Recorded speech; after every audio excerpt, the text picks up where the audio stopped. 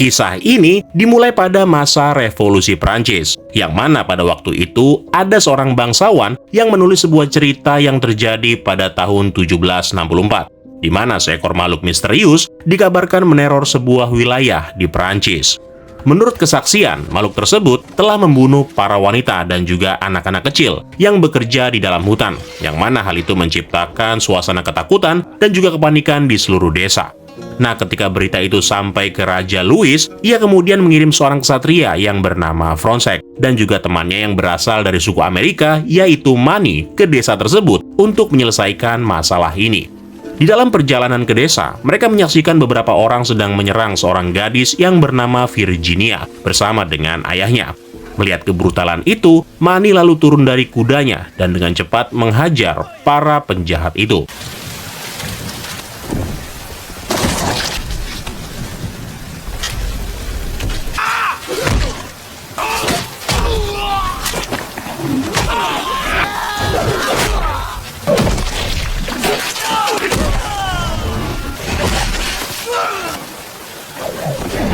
Setelah berhasil mengalahkan orang-orang tersebut, Virginia lalu menjelaskan bahwa mereka telah dituduh mencuri oleh sekelompok perkumpulan rahasia yang menamai diri mereka sebagai Brotherhood of the Wolf.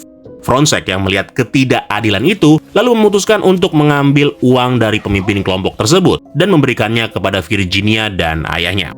Dari sana, Fronsac dan Manny kemudian melanjutkan perjalanan dan tiba di sebuah kastil milik salah seorang bangsawan. Begitu masuk, mereka lalu disambut oleh anak si bangsawan yang bernama Thomas, yang langsung membawa Fronsac dan Manny sambil memberitahukan mereka perihal makhluk yang melakukan teror di desa ini.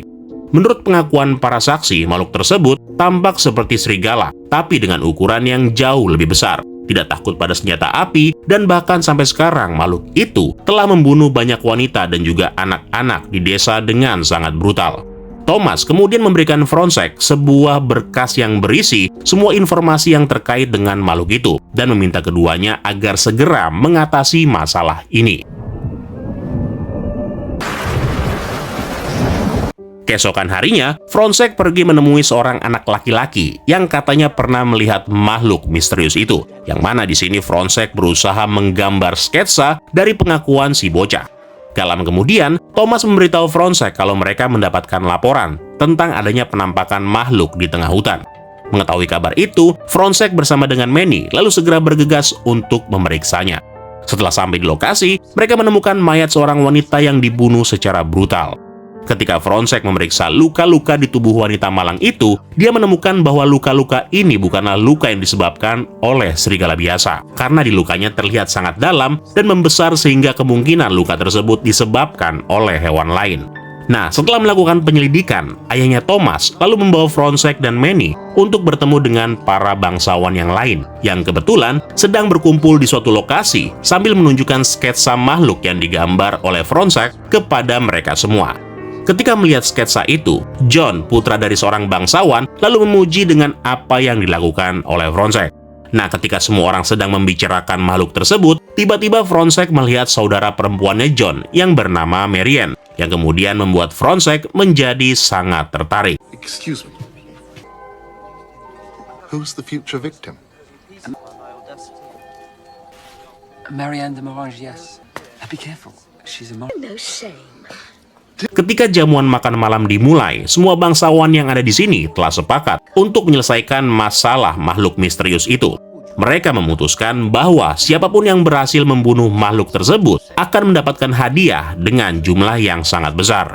Keesokan harinya, seluruh perangkat desa mulai dari militer, petani, sampai para Brotherhood juga ikut berkumpul di satu lokasi demi melakukan perburuan. Nah, di saat semua orang sedang bersiap, tiba-tiba terjadi keributan, yang mana hal itu disebabkan oleh para Brotherhood yang masih menyimpan dendam yang kini mencoba menantang Manny sekali lagi.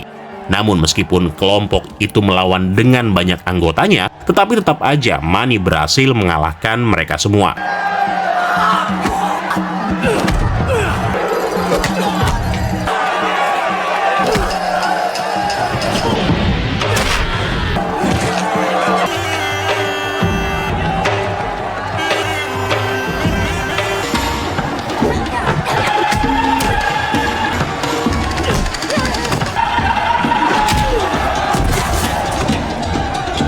Setelah selesai, semua orang lalu pergi ke hutan untuk berburu. Di sana mereka lalu mulai menyerang dan membunuh semua serigala satu persatu. Marian yang hadir di dalam perburuan tersebut juga ikut mencoba membunuh seekor serigala yang sedang kebingungan. Tapi pada saat akan menembaknya, Fronczak mencegahnya sehingga membuat tembakannya meleset.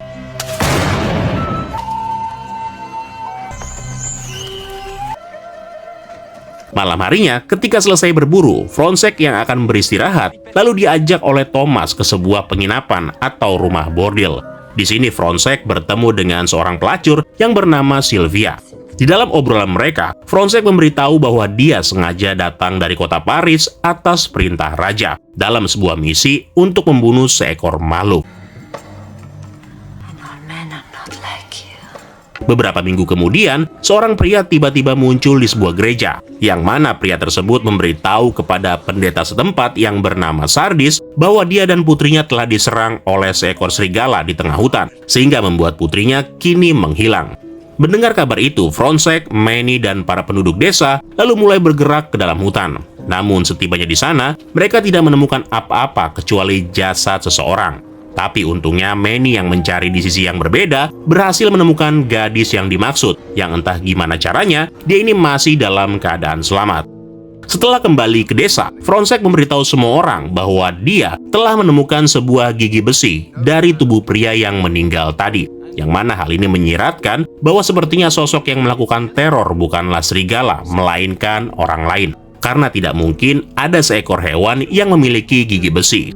Mendengar teori itu, John terlihat tidak setuju, di mana dia mengatakan bahwa pria yang terbunuh itu bisa aja sudah memiliki gigi tersebut sebelum dia tewas dari serigala ataupun beruang. Namun di tengah upayanya Fronczak meyakinkan semua orang, ayahnya si John kemudian menunjukkan sebuah surat yang dikirim oleh raja kepada Fronczak, yang mana sang raja meminta Fronczak supaya segera kembali ke Paris dikarenakan misinya untuk membunuh makhluk misterius itu dinyatakan telah gagal. Ask me to dismiss you from your functions.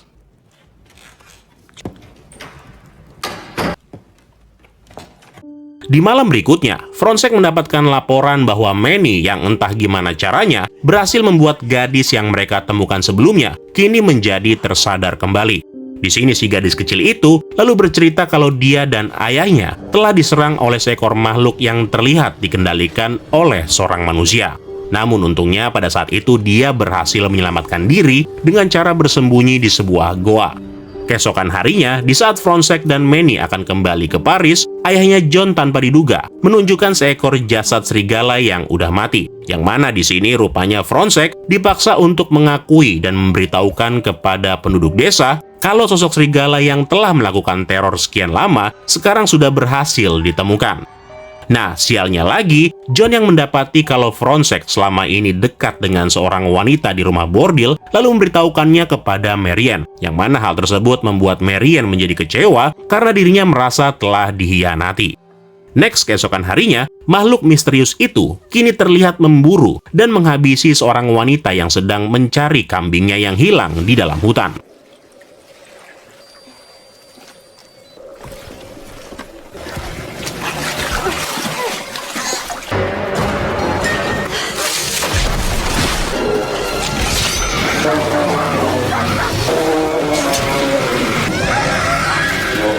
Sementara itu di dalam gereja, Marian yang sedang berdoa didatangi oleh Sylvia. Di sini Sylvia bermaksud hanya ingin menegaskan bahwa wanita yang benar-benar dicintai oleh Fronczak adalah Marian. Meskipun Fronczak selama ini lebih sering mengunjungi Sylvia, namun Fronczak ternyata tidak pernah mencintai dirinya. Di sisi lain, Thomas yang mendapatkan berita tentang penyerangan di hutan, lalu memberitahu Fronczak yang sedang berada di pelabuhan. Tapi karena si Fronczak sudah diberi perintah oleh raja untuk segera kembali, dia pun memutuskan untuk tetap kembali ke Paris. Untungnya, si Thomas berhasil meyakinkan Fronczak kalau semua orang yang ada di sini sebenarnya sangat membutuhkannya dalam mengungkapkan kasus ini, termasuk juga cintanya kepada Marian yang tidak bisa dilepaskan begitu aja. Di sini Fronczak yang setuju untuk balik lagi sangat yakin bahwa makhluk itu sebenarnya adalah alat yang digunakan oleh seseorang yang berupaya merusak kepercayaan publik terhadap raja. Dari sana, Fronczak lalu langsung pergi menuju ke rumah neneknya Marian agar tidak ada satupun orang yang melihat mereka. Sesampainya di sana, Fronsek juga bertemu dengan Marian yang telah menerima kabar tentang kedatangannya. Tapi belum lama mereka bertemu, tiba-tiba makhluk buas itu datang untuk membunuhnya.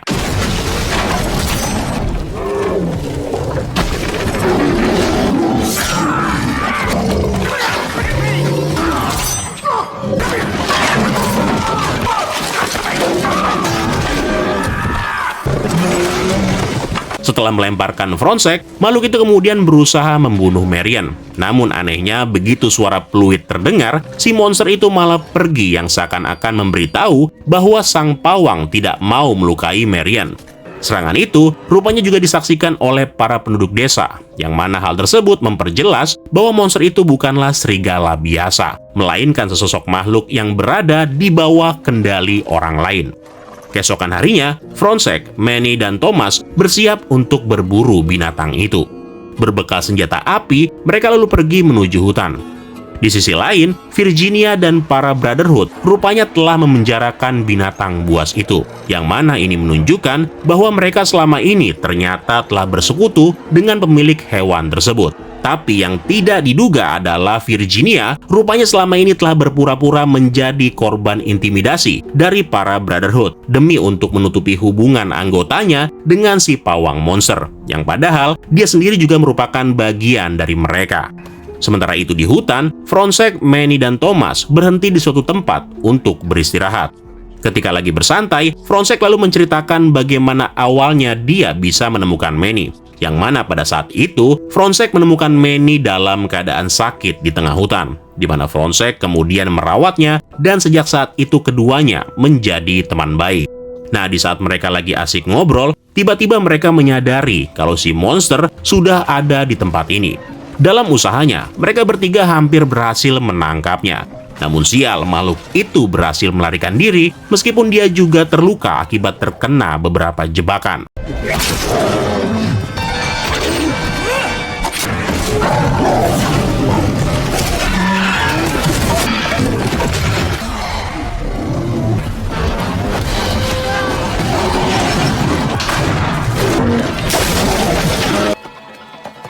Dari sana, Manny lalu mencoba mengejar makhluk itu, sementara Fronsek tetap tinggal demi mengobati Thomas yang sedang terluka. Nah, saat sedang mengikuti jejak darah, Manny tanpa sengaja tiba di lokasi tempat di mana para Brotherhood sedang memenjarakan binatang buas itu. Begitu Manny sampai di sana, semua anggota Brotherhood yang punya dendam kesumat terhadap Manny langsung menyerangnya. Manny sebenarnya berhasil mengalahkan mereka. Tapi sayangnya si pawang monster tiba-tiba muncul dan menembak Manny tanpa memberinya kesempatan.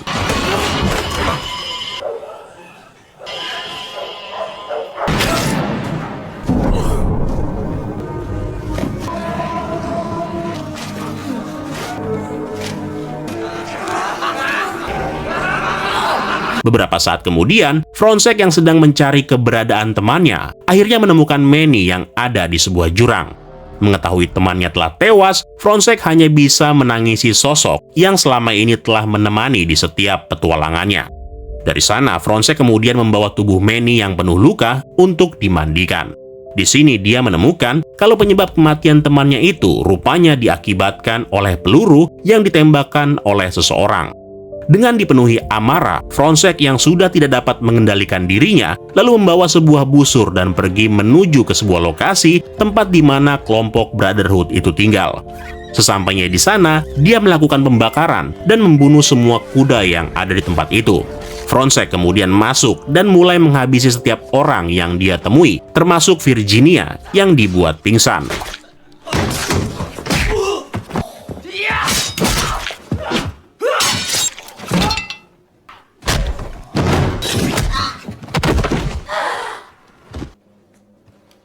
Di sini, Fronsek menemukan sebuah ruang rahasia, tempat di mana ada banyak benda aneh yang disimpan di dalamnya, termasuk juga si makhluk misterius yang rupanya terkurung di dalam sebuah kandang. Nah, setelah melihat semuanya, Fronsek dengan cepat pergi dari tempat itu dan menghilang di dalam hutan. Keesokan harinya, di saat Fronsek sedang melakukan upacara pemakaman Manny, sekelompok pasukan tiba dan menangkapnya atas perintah palsu yang mengatasnamakan sang raja. Beberapa waktu kemudian, Sylvia mengunjungi Fronsek yang mendekam di dalam penjara. Sambil membawakan makanan, Sylvia menjelaskan bahwa pemilik dari monster buas yang telah melakukan teror adalah John yang dibantu oleh Sardis, si pendeta lokal, dan juga beberapa orang lainnya.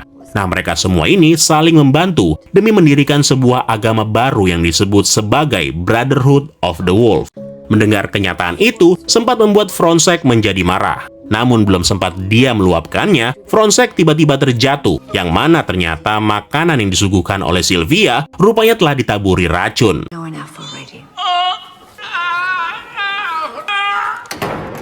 Gak lama setelahnya, Marian pergi menemui ayahnya John untuk memintanya melepaskan Fronsek. Tapi di sini Marian pada akhirnya dibuat terkejut ketika dia mengetahui kalau Fronsek ternyata telah tewas.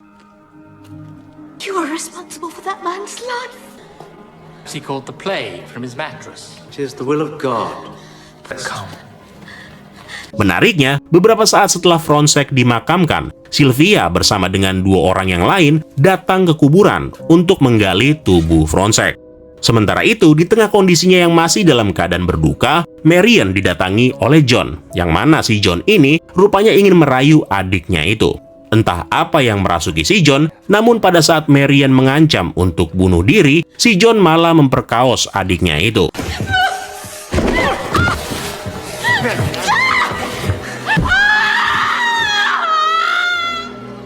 Setelah melakukan perbuatan bejatnya, John lalu pergi ke sebuah lokasi, di mana di sana berkumpul semua pendiri Brotherhood, termasuk Sardis dan juga yang lainnya.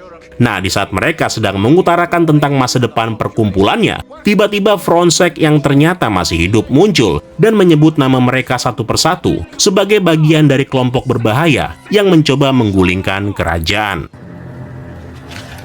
Henri Sardis!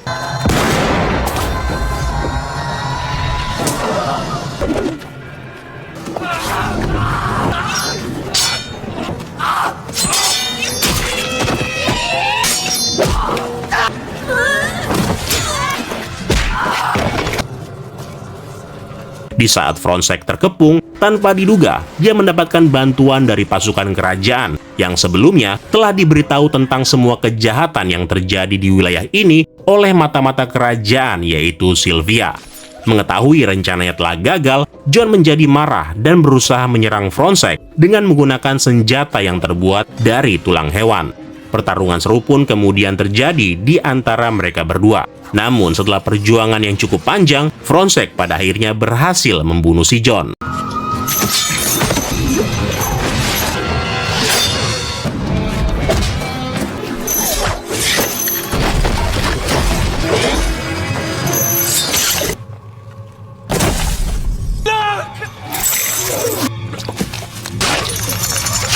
Marian's not here, you madman.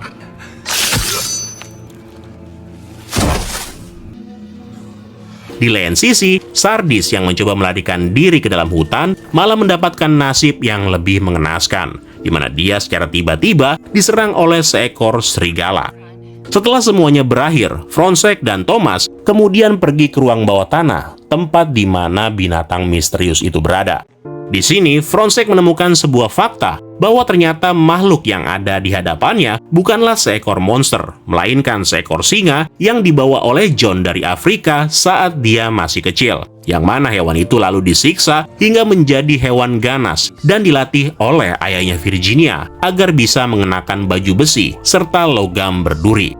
Fronsek yang merasa kasihan lalu memutuskan untuk membunuh binatang buas itu untuk menghentikan penderitaannya sekaligus mengakhiri bayang-bayang ketakutan yang menghantui wilayah ini untuk selamanya.